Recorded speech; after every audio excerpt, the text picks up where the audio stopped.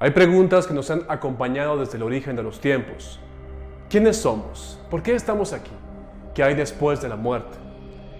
Y casi siempre las respuestas han apuntado hacia el cielo, hacia un Dios, un ser supremo, invisible, todopoderoso, que lo ve todo, lo juzga todo y lo decide todo.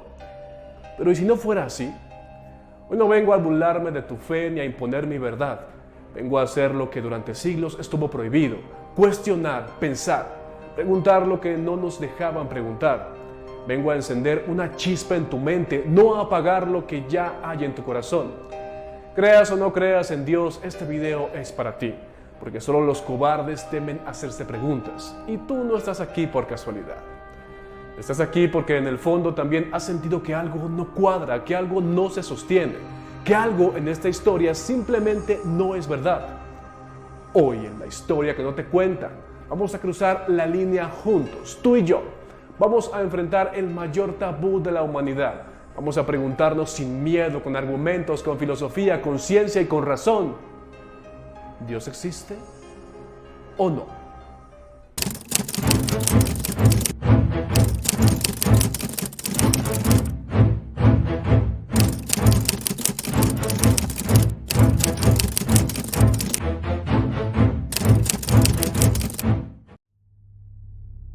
El problema del mal, cuando el dolor no tiene sentido.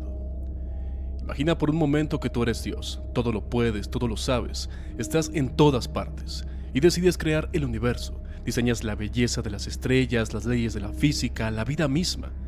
Pero también permitas que existe un parásito que devora los ojos de los niños mientras duermen, que haya terremotos que aplastan a la gente indefensa, que una persona pueda violar a otra sin que una mano invisible la detenga. ¿Eso harías tú? ¿Lo haría alguien bueno o alguien indiferente? Durante siglos los creyentes han intentado justificar este horror. Dicen que el mal es necesario para que exista el libre albedrío, que Dios permite el sufrimiento para poner a prueba nuestra fe, que todo tiene un propósito misterioso que no podemos comprender, pues para Dios no somos más que hormigas ignorantes y lerdas. Pero, ¿qué clase de prueba es ver morir a un hijo? ¿Qué clase de amor necesita hacerte sufrir para demostrarte algo? ¿De verdad necesitamos justificar cada tragedia como parte de un plan divino? ¿O estamos simplemente aferrándonos a una idea porque no soportamos pensar que tal vez no hay nadie del otro lado escuchando? El filósofo Epicuro lo planteó hace más de 2000 años. Si Dios quiere evitar el mal pero no puede, entonces no es omnipotente. Si puede pero no quiere, entonces no es bondadoso. Y si ni puede ni quiere, ¿por qué lo seguimos llamando Dios? Y si el mal existe no porque Dios nos ponga a prueba, sino porque simplemente no hay nadie que lo evite. Argumento científico: no hay evidencia empírica de la existencia de Dios. La ciencia no tiene todas las respuestas, eso es cierto, pero a diferencia de la religión sabe cuándo no las tiene y sigue buscando.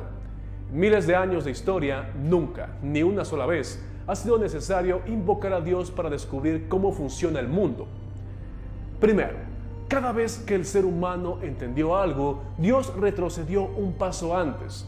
Los truenos eran la furia de los dioses, pero hoy sabemos que son descargas eléctricas.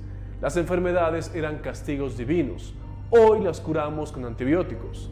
El sol giraba alrededor de la tierra, hoy sabemos que es al revés y nadie murió por descubrirlo. Bueno, excepto algunos. Segundo, la ciencia no niega a Dios, solo no lo necesita.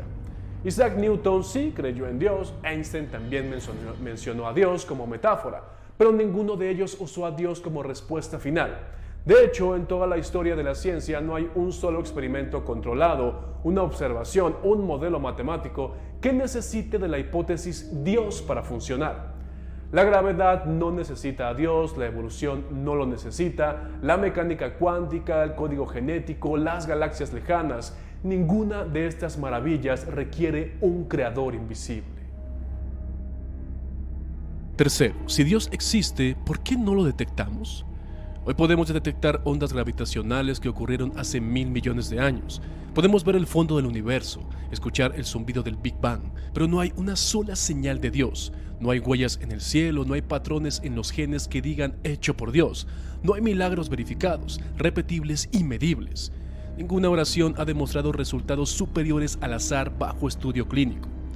Y si me dices que Dios no puede ser detectado porque es espiritual, eterno e invisible, entonces no estás describiendo un ser real, estás describiendo una idea. Y las ideas no crean universos, solo viven en nuestras cabezas. Cuarto, la carga de la prueba no es nuestra. Tú puedes decir que hay unicornios invisibles que vuelan sobre tu casa. ¿Cómo te lo desmiento? No puedo. Pero eso no significa que sea razonable creerlo. La lógica científica dice: quien afirma algo extraordinario necesita pruebas extraordinarias. Y la existencia de un ser todopoderoso, creador del universo, que escucha tus pensamientos, es una afirmación extraordinaria, muy extraordinaria y sin pruebas. La ciencia no ha encontrado a Dios no porque no lo haya buscado, sino porque nunca lo ha necesitado. El argumento de la incoherencia, cuando la idea de Dios se contradice a sí misma. ¿Qué es Dios? Es la pregunta más repetida de la historia y la más difusa. Algunos dicen que es un padre amoroso, otros un juez severo. Algunos lo sienten dentro del corazón, otros le temen como un fuego consumidor. Pero si se trata del ser supremo, del creador de todo lo que existe, ¿cómo es posible que su definición sea tan cambiante, tan incoherente, tan humana? Aquí te van algunas contradicciones internas. Dios es eterno fuera del tiempo, pero crea el universo en un instante. Es inmutable, no cambia jamás, pero se molesta, se arrepiente, se apiada, premia o castiga. Es omnisciente, lo sabe todo, pero aún así prueba la fe de Abraham, duda de la fidelidad de Job, espera que lo adoren para no condenar. Es omnipresente, está en todas partes, pero solo se manifiesta en ciertas culturas, a ciertos profetas, en ciertos idiomas, en momentos muy selectos. ¿Qué clase de omnipresencia es esa?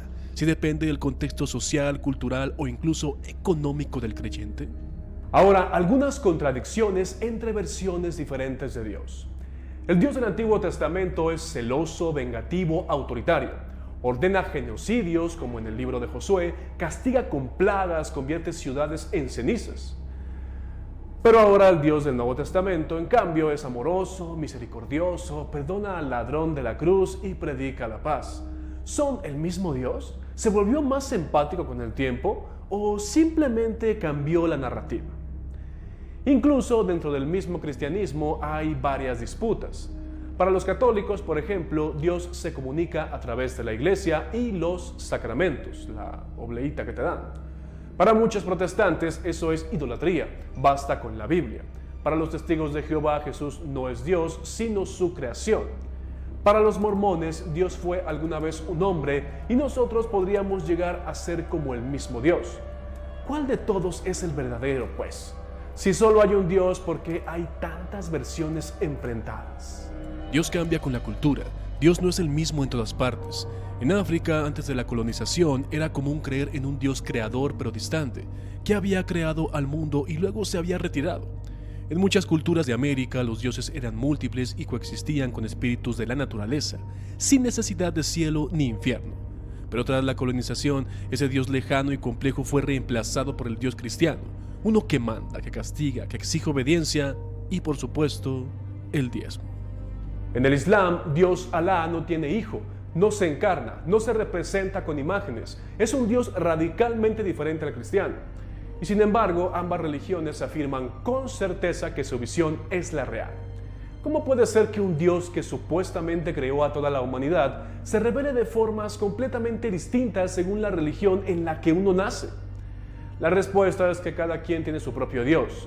En tiempos de guerra, Dios era un guerrero como Yahvé que comandaba ejércitos.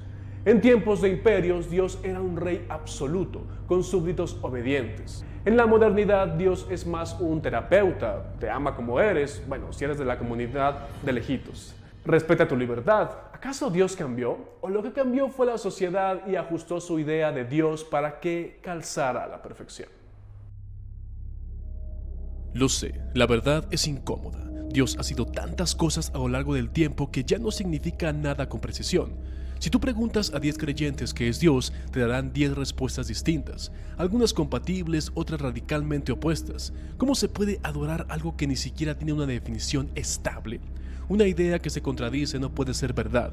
Una definición que cambia según convenga no puede ser la del creador del universo. Dios es tantas cosas a la vez que termina siendo nada, tan difuso que no cabe en la razón, tan moldeable que no cabe en la verdad. Argumento evolutivo y psicológico. Dios como construcción humana. Desde que el ser humano tiene conciencia, ha tenido una certeza que ningún otro animal posee: va a morir. Y con esa conciencia vino una angustia monumental. ¿Qué pasa cuando el corazón deja de latir? ¿Dónde va la mente? ¿Para qué sirve el sufrimiento? ¿Por qué existe el mal? Así nació Dios. Nuestro cerebro no soporta el caos. Los neurocientíficos han demostrado que el cerebro humano está programado para buscar patrones, incluso donde no los hay. A esto se le llama el sesgo de intencionalidad. Por eso sigues tropezando con la misma piedra o viendo caras en tu baño. Ves a una sombra moverse y tu cerebro dice: alguien me sigue.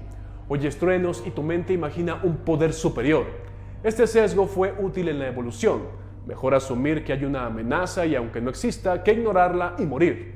Del mismo modo, cuando los rayos caían del cielo, cuando una plaga mataba a todo el pueblo o cuando el sol desaparecía en un eclipse total, nuestros cerebros no tenían una explicación. Así que crearon una causa invisible, un agente, una intención. Sí, adivinaste, un Dios.